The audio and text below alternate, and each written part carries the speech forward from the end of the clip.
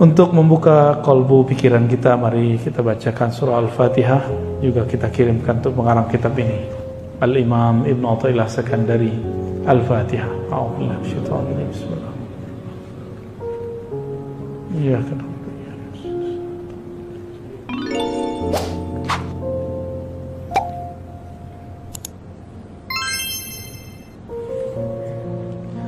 Qala Ibn Athaillah, la yushakkikannaka fil wa'di adamu wuqu'il maw'ud.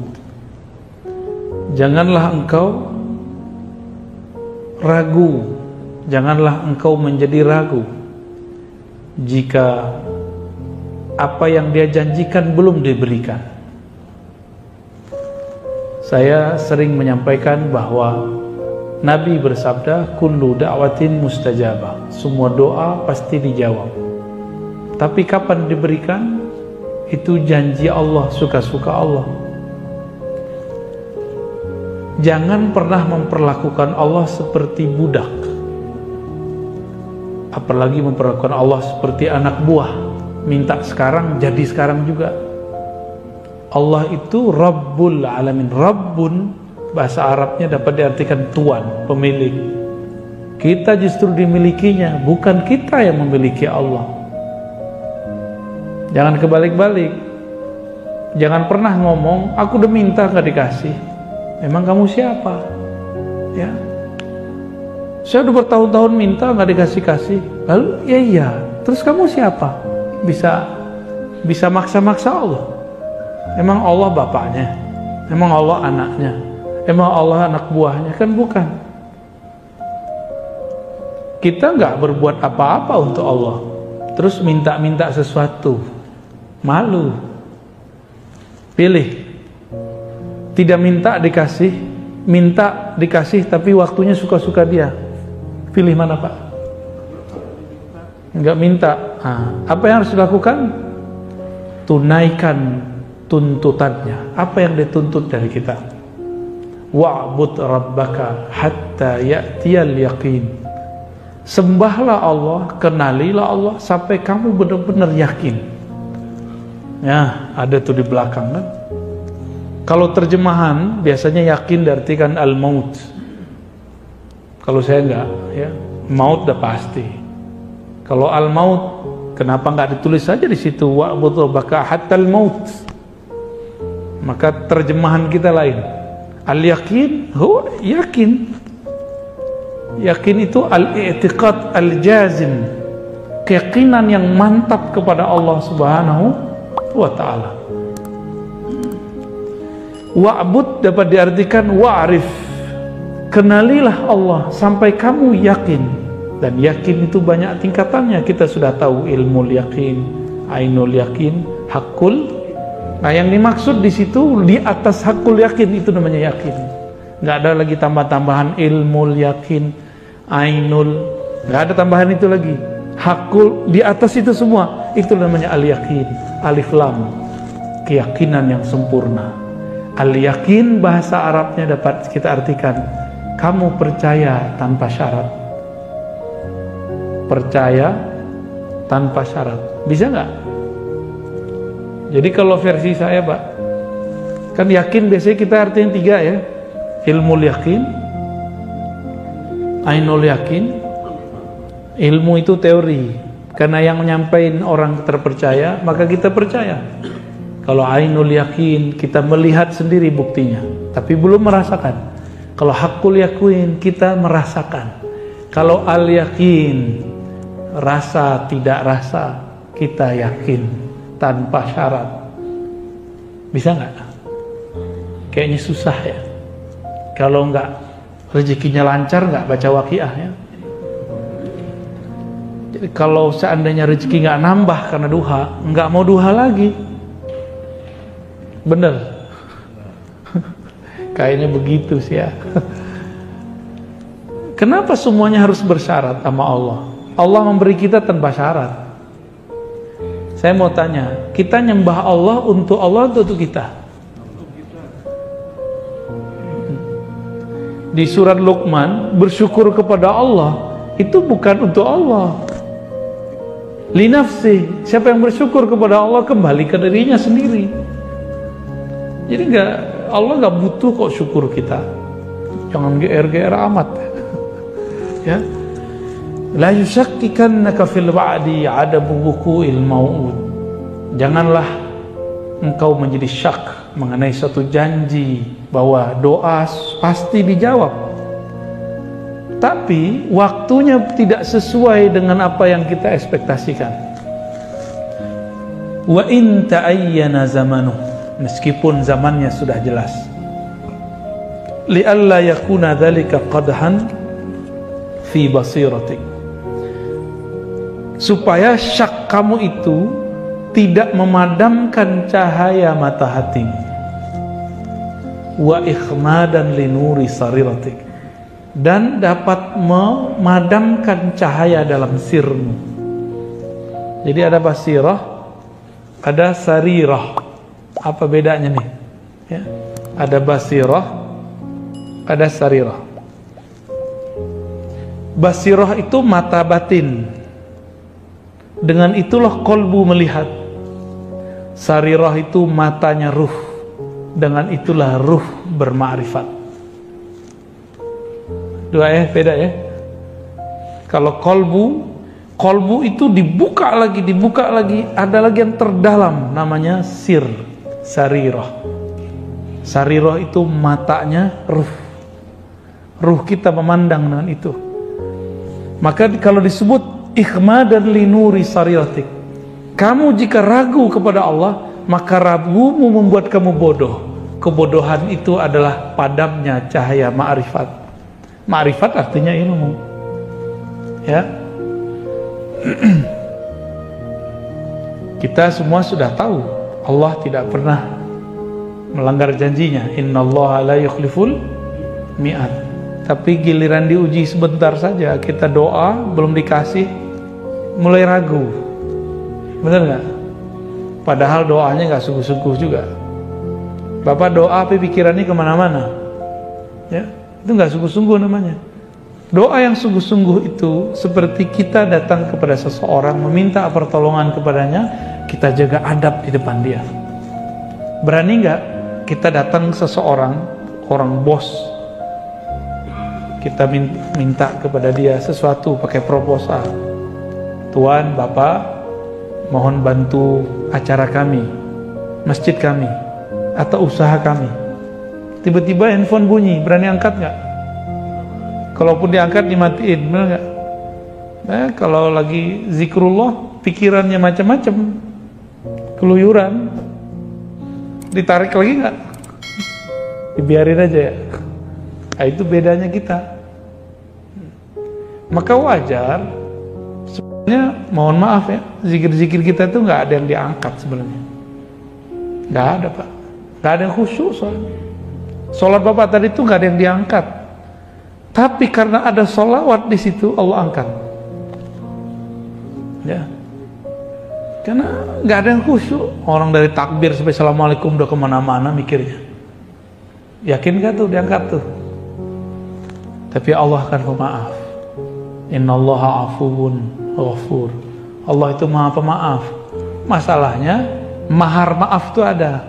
Bersalawat kepada baginda Rasulullah sallallahu alaihi wasallam.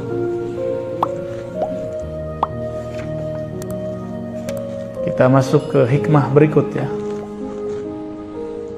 Jadi kesimpulan sebelum masuk, jadi ciri-ciri orang yang basirahnya hidup, dia tidak syak meskipun doanya belum dijawab.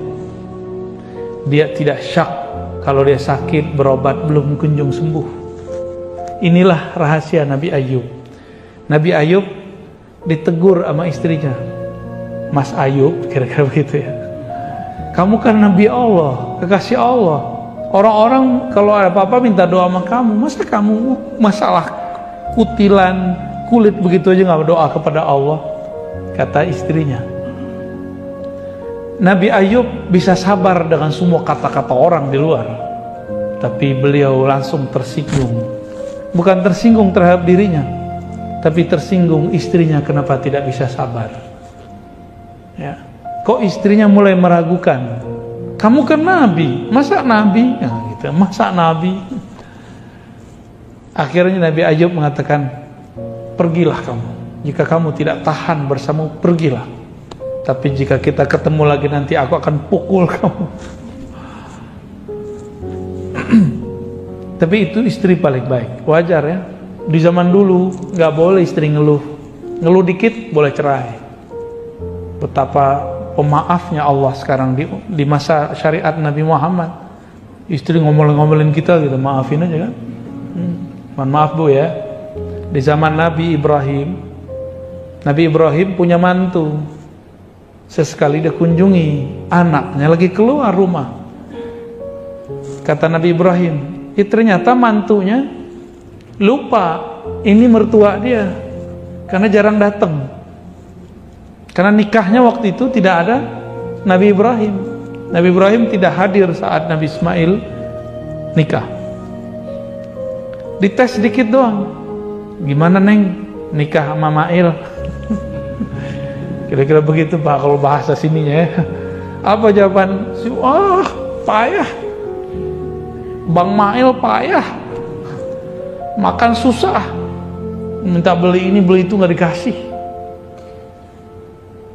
Oke, oh gitu. Cuma pertanyaan begitu, jawabannya 3 jam. Apa kata Nabi Ibrahim? Nanti sampaikan ke suamimu, aku ini orang penting baginya. Kalau suamimu pulang, sampaikan ganti pasak pintu ya. Pergi Nabi Ibrahim. Gak lama pulang Nabi Ismail. Nabi Ismail tuh tahu ayahnya baru datang karena penciumannya tajam. Itu bukan penciuman hidung Pak, penciuman batin. Nabi Ismail langsung nanya, tadi ada orang datang ya? Langsung nanya, iya Mas, iya Bang. Lupa dia. Terus apa pesannya? Ya langsung nanya. Jadi Nabi Ismail punya firasat nih. Apa pesannya? Karena dilihat gak masuk, cuma di luar aja. Berarti ada sesuatu nih. Kalau babe gue gak masuk ke rumah bahaya nih. Kira-kira begitu. Kata orang tadi, orang aki-aki tua tadi, udah jelek, rewel lagi gitu. Punya pesan lagi. Pesannya apa? Ganti pasak pintumu. Oh gitu. Ya sudah, besok aku antar kau pulang. Maksudnya apa Bang? Kamu pasti membeberkan aibku, kelemahan suamimu. Tuh, hati-hati tuh ngomong status Facebook tentang perihal-perihal kelemahan rumah tangga. Emang gak ada lagi tempat cerita. Sampai harus berbicara, harus nyatet status. Ya. Coba hidup di zaman Nabi Ismail, di syariat Nabi Ibrahim, boleh diceraiin. Ya, malah disuruh. Tuh kalau dihitung sekarang banyak gak perempuan yang pantas diceraiin? Ya, tunggu dulu Bang. Cowok-cowok juga pantas digugat cerai. Bapak Ibu yang bukan Allah, syariat zaman dulu itu betul-betul ketat. Di zaman nabi-nabi terdahulu tidak boleh ngambil harta rampasan perang. Nggak boleh. Di zaman Nabi boleh. Di zaman Nabi terdahulu zakat itu wajib 10%. Di zaman Nabi Muhammad ada pilihan-pilihannya, ada 0,5%, 5%. Ya, ada. Makanya sampai sekarang agama tersebut yang masih ngikut katanya agama nabi-nabi terdahulu masih 1/10. Lah gede banget tuh Pak 1/10 itu. Makanya di negara-negara Eropa yang maju, gereja-gereja sepi. Karena pajaknya sudah mahal, asuransinya mahal, ditambah kalau masuk gereja 10. Gereja sono Pak, kalau di sini saya nggak tahu. Kalau di kita ada juga LDIU lebih parah lagi. Bisa di atas 10 dia. Ya. Jadi kita hidup di Indonesia BPJS cuma 100.000, 150.000 udah deh. Udah ngomel tiap hari ya. Coba Bapak kalau dipakai Eropa, pajak 40%. Berani nggak hidup di Eropa begitu? Makanya wajar sekolah di sana gratis. tol nggak bayar, tapi parkir bayar Pak. Parkir sono langganan. Jadi kita ini karena nggak pernah keluar, selalu ngomong, wah negara ini negara zolim. Kita nggak mau perbandingan. Kalau nggak suka kritik aja, nggak usah bilang-bilang zolim. Emang situ ngerti luar negeri, ya. Kalau nggak ngerti-ngerti amat, kita mending uskut, kul khairan, atau usmut, liasmut, atau diam. Itu lebih baik, ya. Apalagi kan anak muda Pak sekarang belum kemana-mana. Aduh, saya gergetan dengerin orang-orang begitu. Ya. Kita nggak seneng aja, tapi jangan berlebihan gitu. Idza fataha laka wijhatan min at-ta'arruf fala tubali ma'aha in qalla 'amaluk. Kamu jangan kegeeran, kira-kira begitu maksudnya.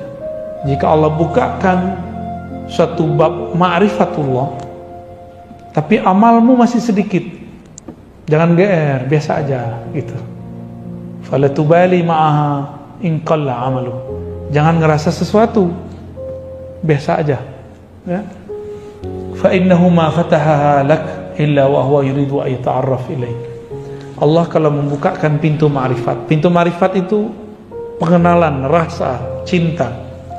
Pernah sesekali lagi nggak niat ngapa-ngapain, pas sholat ternyata bergetar sesekali, pasti pernah. Itu di saat Bapak Ibu lagi lupa untuk khusyuk, dikasihlah Allah khusyuk. Hilang nafsu mau khusyuk, diberilah khusyuk. Jadi kapan kita diberi khusyuk? Obsesi khusyuknya hilang. Karena kalau kita punya obsesi itu menjadi Tuhan. Allah itu ingin disembah wahdahu la syarikalah. Bukan pengen hamba itu merasa khusyuk terus nyembah dia. Karena merasa tenang terus nyembah dia. Berarti kita nyembah tenang, bukan nyembah dia. Bisa bedain? Ya. Ini dua hal yang berbeda. Kalau nyembah Allah, mau tenang nggak tenang, itu urusan lain. Mau khusyuk nggak khusyuk, sembah saja dia. Kan Allah nggak suruh. Allah mengatakan coba wa'bud rabbaka, sembah sajalah Rabbmu. Hatta ya'tiyakal khusyuk, nggak ada dalilnya. Yang ada cuma hatta ya'tiyakal yaqin. Sampai yakin itu tumbuh dalam dirimu tanpa syarat. Nggak ada lagi istilah ilmu yakin, ainul yakin, hakul yakin. Yang ada hanya al yakin, keyakinan tanpa syarat. Hakul yakin mesti dites. Kita tes dulu baru kita percaya itu hakul yakin. Kalau al yakin itu makomnya Sayyidina Abu Bakar. Beliau tanpa menguji Nabi, dia percaya kalau itu Nabi Muhammad sallallahu alaihi wasallam. Bismillah.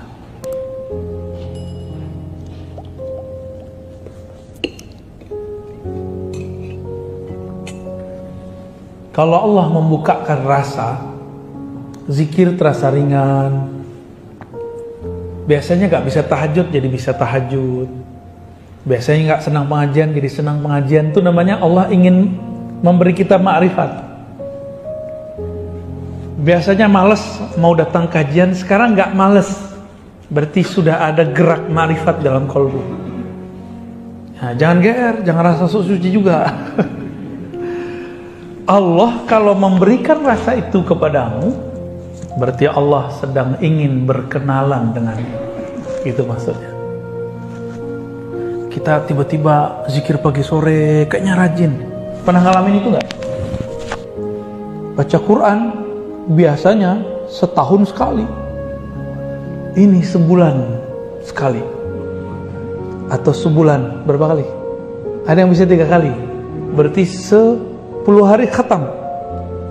Terus bilang, wah keren juga gue ya. Pertama kali saya menghafal Quran Pak, hanya seminggu. Untuk pemula bisa hafal 1 juz. Saya hitung-hitung untuk kertas, wih tebel juga ya. Takjub itu. Wow, berarti otakku luar biasa. Berapa lembar nih? Saya hitung-hitung. Habis itu 3 bulan gak nambah 2 juz. 1 halamannya susah. Tobat lagi, astagfirullah, kayaknya ada nggak bener nih ya. Setelah kita tobat lagi, baru bisa jalan lagi tuh, hafalnya cepet lagi. Tuh awal-awal ngapalin Quran dulu tuh.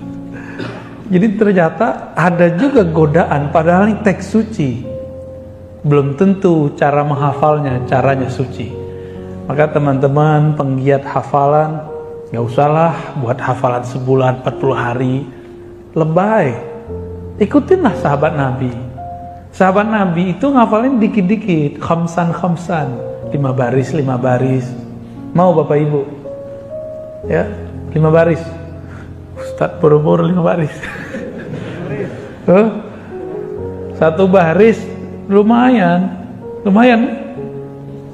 Ada tips yang masih kerja. Jangan buang-buang waktu. Berangkat dengerin surat An-Naba, tapi diulang-ulang, satu surat aja. Jadi flash disknya isinya satu surat aja. Jangan tamak mau banyak-banyak ayatnya. Kecuali emang mau mendengarkan banyak ayat. Makruh loh Pak, kita nyetel Quran terus kita ngobrol. Mending nyetel nasyid, nyetel sholawat. Jadi kalau nyetel Quran, kita diem. Itu adabnya ya. Jangan sok soleh, biar kelihatan soleh teman-teman. Setel MP3, tartil. Tapi ngobrol ya salah. Itu nggak adab. Kenapa?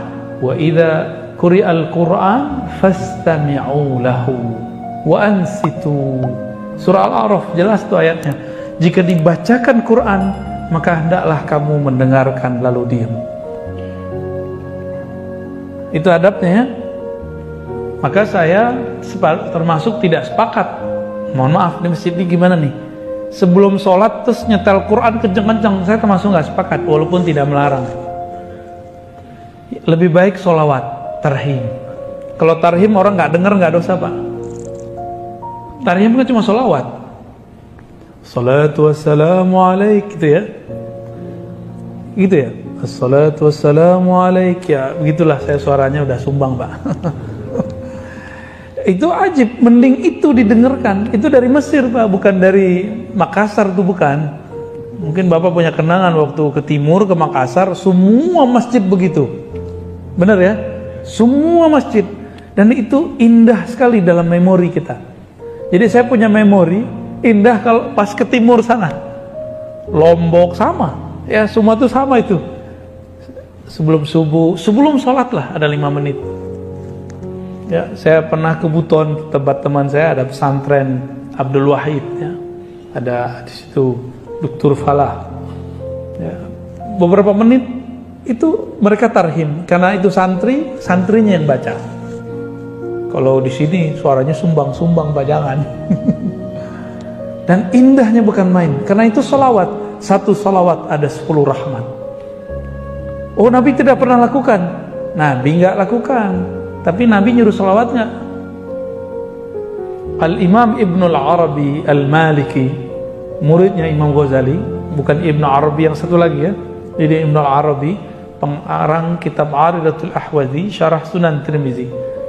Beliau mengatakan dalam beberapa karyanya, dianjurkan ya, sebelum sholat itu ada yang mengingatkan, baik dengan sholawat kah atau apapun. Beliau menganjurkan. Bahkan kalau beliau boleh pakai Quran. Cuma kalau kita sebaiknya bukan Quran tapi sholawatan ya. Alam ta'lam anna ta'arrufa huwa muriduhu alaik. Tahukah kamu bahwasannya ma'rifat itu keinginan kamu tadi untuk bangun lebih awal, pergi sholat berjamaah, apalagi berzikir pagi sore yang teratur, ikut pengajian walaupun jaraknya jauh. Jangan takjub dengan diri sendiri, tapi tahukah kamu bahwa makrifat itu dialah yang memberikannya kepadamu. Wal a'mal, sedangkan amalan, a'anta muhdiha ilaih, apakah kamu yang memberikan hadiah kepadanya? Ini kalau versi orang awam nih, gimana? Kalau kita ibadah, kita yang mempersembahkan hadiah kepada Allah, benar nggak? Tapi kalau orang kenal Allah, apa kata mereka? Ya Rabb, aku bisa sholat karena engkau yang membuat aku bisa sholat. Saya sering nanya jamaah, ini sama nggak jawabannya di sini? Bapak Ibu bisa bangun tahajud, itu yang bangunin siapa? Alarm. Yakin? Alarm, pasangan, atau Allah? Dalam surat Az-Zumar dikatakan, Allah lah yatawaffal anfusa, yang mewafatkan jiwa-jiwa. Di antara jiwa itu ada yang Allah yumsik, Allah tarik, mati namanya. Ada yang Allah yursil, Allah lepas kembali, maka dia bangun dari tidurnya. Oleh karena itu, tidur itu saudaranya mati. Karena selangkah lagi mati, Pak. Kalau nggak dibalikin, mati sudah. Gitu. Doa kita apa bangun tidur? Segala puji bagi Engkau ya Allah, ahyana, yang kembali menghidupkan kami. Bener ya? Berarti hidup, kita dihidup nih. Tertidur itu mau mati namanya. Pengen mati enak atau mati susah? Mati enak. Jangan nonton ya sebelum tidur. Terus gimana sebelum tidur? Sebelum tidur tumbuhkan al-yakin tadi. Bisa lewat zikir, bisa lewat pengajian, bisa lewat conditioning di pikiran kita. Coba malam ini tidur, semua dendam kita buang, bisa nggak? Bisa nggak, Pak? Utang sih benar, dendam jangan. Bisa nggak? Malam ini kita tidur pegang dada, ya Allah, di hatiku ada noda-noda dendam. Izinkan aku tidur, noda itu tiada, telah Engkau angkat ya Allah. Ada benci, semoga terangkat. Ada putus asa karena masa lalu gelap, tolong ya Allah, kegelapan putus asa itu Engkau angkat. Semua kita punya masa lalu yang saya nggak tahu, masa lalu bapak ibunya apa ya. Saya punya masa lalu, bapak punya masa lalu. Jangan sampai masa lalu itu membuat kita tidak move on ya. Harus move on, harus maju terus. Ada beberapa kawan sahabat saya ajak, ayo ngaji. Aduh, saya ini kotor, nggak pantas duduk di masjid. Lah emang kamu doang yang kotor. Saya juga kotor. Sama-sama kotor kita semua. Setiap hari kita nggak mau kotor, kotoran itu datang ke dalam kolbu. Jadi nggak usah putus asa. Itu kan setan yang menghambat dia. Nah, bapak ibu yang punya masa lalu yang gelap sekarang bisa maju. Berarti dia dapat hadiah ma'rifat dari Allah Subhanahu wa ta'ala. Aina ma tuhdihi ilaihi mimma huwa muridu alaih. Mana persembahanmu kepada Allah? Jika yang kamu anggap itu persembahan, sholat kamu anggap hadiah kepada Allah, terus kamu bisa sholat karena siapa? Kalau Allah nggak bangunin, bisa tahajud nggak? Bisa tahajud nggak? Berarti kita tahajud itu hadiah dari Allah atau kita ngasih hadiah kepada Allah? Gimana kira-kira? Mulai malam ini bisa nggak ganti persepsi? Tahajud itu tanda terima kasih. Itu yang dimaksud Nabi waktu Aisyah bertanya. Ini nggak pernah diungkap Pak sebelumnya, jarang orang mengungkap ini. 1-2 paling kiai kita yang mengungkap ini. Karena selama ini kajian hikam cuma di pesantren-pesantren, di majelis-majelis thariqat. Orang nikmat japos tiap berapa kali kirim Fatihah ya. Tembus juga ya. Tapi kita buat kajiannya ya mohon maaf weekday begini ya. Hari Senin lagi ya. Tapi alhamdulillah. Itu namanya ta'aruf, ma'rifat masuk dalam kolbu. Mau hari apa jadi Ustaz? Nabi ditanya oleh Sayyidatuna Aisyah, kenapa engkau masih sholat sebanyak itu wahai Rasulullah, sampai kakimu kapalan wahai Rasulullah, sedangkan engkau diampuni dulu, sekarang dan nanti. Apa jawaban Nabi? Afala an akuna abdan syakura. Apakah aku tidak boleh wahai Aisyah menjadi hamba yang berterima kasih kepada Allah. Karena aku dibangunkan malam ini, aku berterima kasih karena dibangunkannya. Aku diizinkan sujud, aku berterima kasih bisa sujud lama-lama. Aku diizinkan masih bisa ngangkat tangan. Allahu Akbar di saat orang masih ngorok. Jadi Bapak bisa hidup, datang sekarang, jangan kira dulu, katakanlah hati terima kasih ya Allah. Di saat teman-temanku istirahatnya adalah tidur atau main handphone atau nonton, Engkau gerakkan aku beristirahat dengan cara mendengarkan hikmah-hikmah dari walimu. Al-Imam Ibn Athaillah As-Sakandari, waliullah di zamannya, kutub bahkan Al-Ghaus. Ya.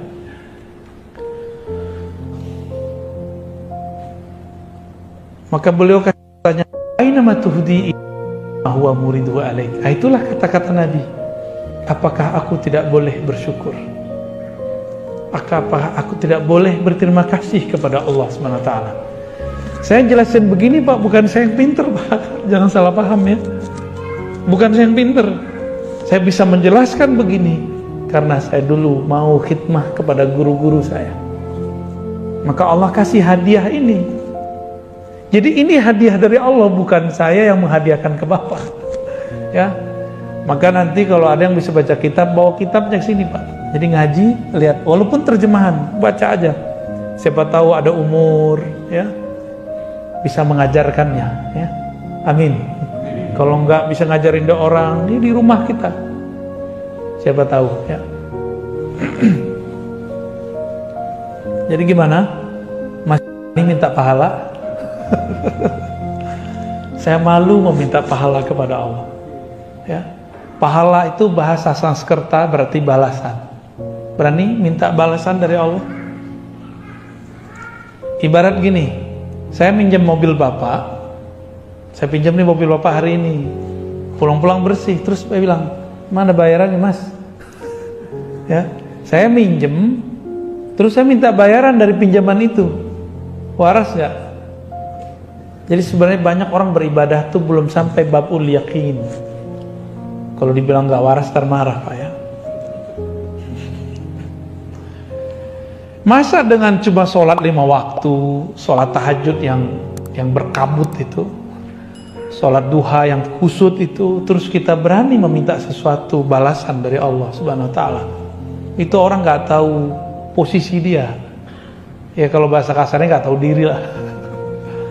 Berarti dia belum sampai kepada kesadaran ma'rifat. Sholatnya baru sholat nafsu, belum sholatnya seorang yang bermakrifat. Dia nafsu mau dapat sesuatu, dia sholat. Moga-moga sholatnya memperlancar dia dapat sesuatu. Itu nggak baik ya.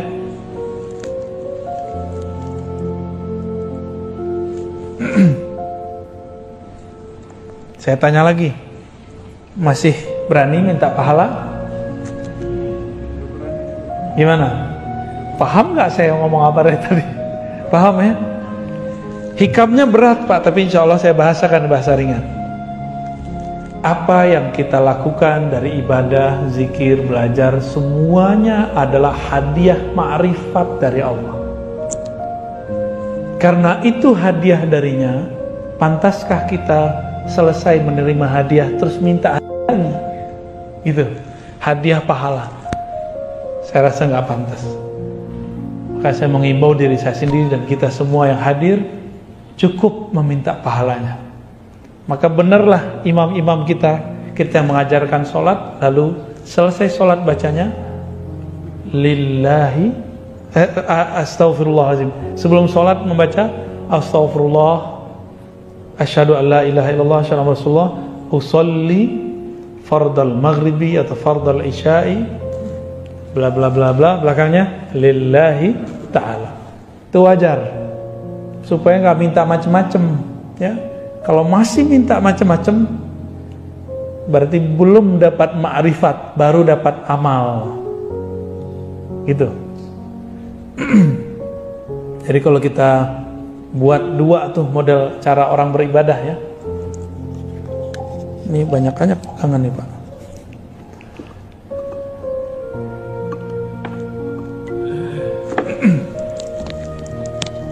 Allah Subhanahu wa Ta'ala. Ini kita buat ilustrasi. Ini bukan Allah, ini hanya nama yang menunjukkan tentang Allah. Allah menurunkan ma'rifat. Apa yang diturunkan? Biar kepalanya tengong dikit, Pak. Ma'rifat. Bentuk ma'rifat itu apa?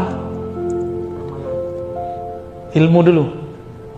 Ilmu apa lagi? Ibadah, ya. Rajin, kira-kira gitulah. Nah, ini muncul nih.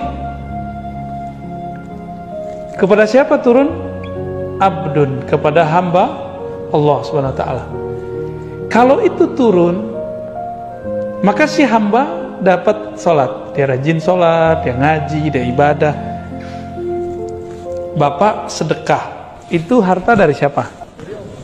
Masih meminta pahala. Betul, Allah mengatakan satu kali ngasih, 1 kali 700, benar nggak? Ini yang ikhlasnya lumayan. Kalau ikhlasnya kurang, 1 kali 10, ini standar. Ikhlas nggak ikhlas ini dapat 10. Maka orang non muslim, kalau dia suka memberi, dia dapat 10 keberkahan, walaupun dia non muslim. Tapi kalau dia percaya kepada Allah, langsung naik 700. Tapi kalau dia tidak bersyarat al-yakin, 1 kali tak terhingga. Pilih mana, Pak? Nah, si hamba ini ketika dia sholat, jika dia sudah faham bahwa ini ma'rifat, bagi dia bukan memberi hadiah kepada Allah, tapi dia sedang ibadah itu. Kalau si hamba datang kepada Allah disebut dengan ubudiyah. Apa arti ubudiyah? Penghambaan. Itu artinya, bukan ibadah. Penghambaan. Jadi sholat itu bukan lagi untuk minta pahala. Maka harap jamaah kita malam ini mulai dewasa rohaninya. Jadi kedewasaan rohani ditandai dengan sholat tidak minta sesuatu lagi kepada Allah. Siap malam ini? Nggak minta khusyuk, nggak minta tenang, nggak minta pahala, nggak minta surga. Yang diminta cuma Allah, pemilik surga dan neraka. Itu. Allah mengatakan, aqimis salata lidzikri. Surat Taha ayat 14. Salatlah kamu untuk sekedar mengingatku. Bukan supaya tenang. Ingat saja aku, nanti pasti tenang. Karena kalau orang dia mencari ketenangan, dia nggak pernah tenang. Emang tenang itu apa? Tenang itu di saat dia lupa mencari ketenangan. Kapan dia lupa mencari ketenangan? Di saat dia lupa apa yang harus ditenangkan. Yang harus ditenangkan? Pikiran, hati. Lupakan itu, baru masuk ke zikrullah. Maka zikir itu ada tingkatannya 3. Tingkatan zikir, Pak. Pertama, zikir menyebut. Ya, ini tingkatan zikir nih. Kalau kita buat tingkatan zikir, zikrullah, ya.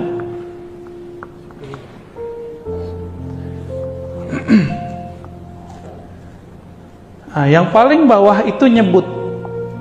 Sebut aja dulu, mau 100, mau 2.000, sebut aja dulu. Lalu zikir tingkat kedua apa? Ingat. Nah, kalau ingat itu kolbu yang main. Ya, ini kalau ini di lisan. Kalau ini di kolbu.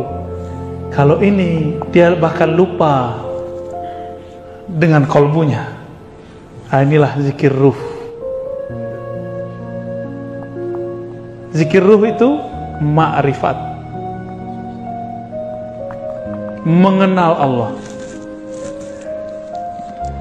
Pernah nggak Bapak nyebut-nyebut seseorang, tapi kita belum kenal, baru tahu di sosial media, ternyata dia di samping kita.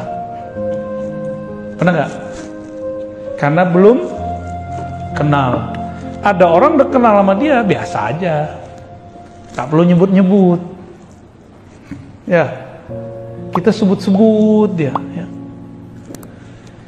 Bapak ini kalau sesekali ketemu orang minta foto sama orangnya. Tapi kalau udah sering ketemu minta foto nggak? Enggak, udah ada fotonya di kolbu.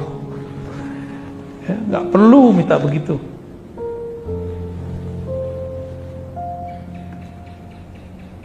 Nah itulah modelnya. Ya.